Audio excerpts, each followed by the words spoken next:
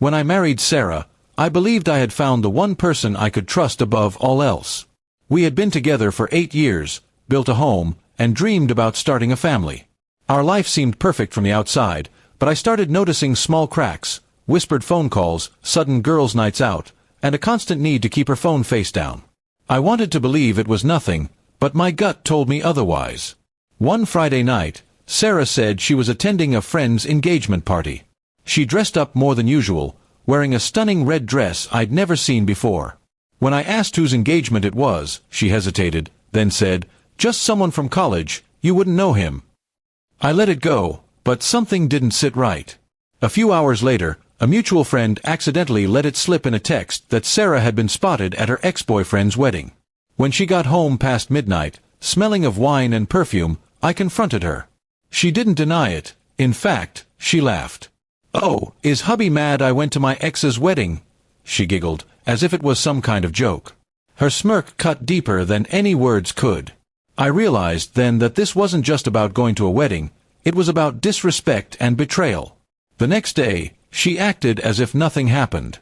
She scrolled on her phone, humming to herself, while I sat in silence, planning my next move. If she thought I'd just swallow my pride and let it slide, she was about to learn how wrong she was. Over the next 2 weeks, I quietly gathered all the evidence I could.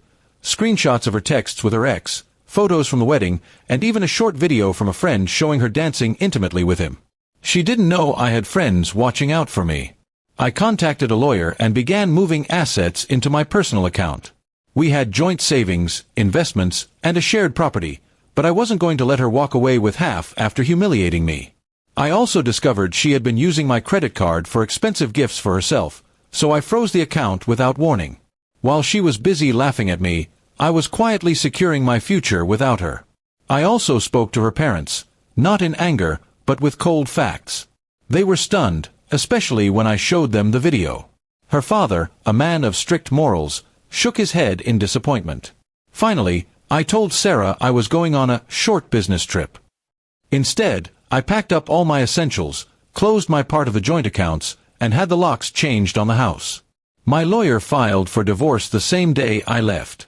She didn't realize what had happened until she came home and couldn't get in. I left a simple note taped to the door, "Enjoy the memories. I'm done."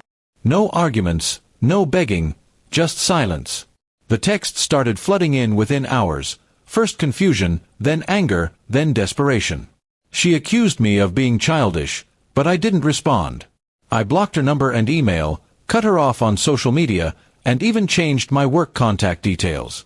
A few days later, mutual friends told me she was telling everyone I had overreacted to her attending an ex's wedding. But when they asked her about the dancing, the gifts, and the secret messages, she had no answer. The truth had already spread, and she couldn't twist it anymore. I relocated to another city, found a small apartment, and started fresh.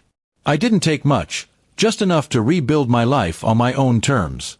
It was strange at first, waking up alone, but it was also liberating. No more games, no more disrespect. Sarah tried to reach me through a mutual friend one last time, saying she missed me and that we could work it out. But by then, I had moved on, not with someone else, but with a version of myself that valued peace over chaos. In the end, her laughter that night became the last time she underestimated me. She thought I'd sulk, maybe shout, but I chose silence, action, and disappearance. My revenge wasn't loud, it was final. She had her fun at her ex's wedding. I had mine when I walked away without looking back. And somewhere deep down, I know that silence will haunt her far more than any words ever could.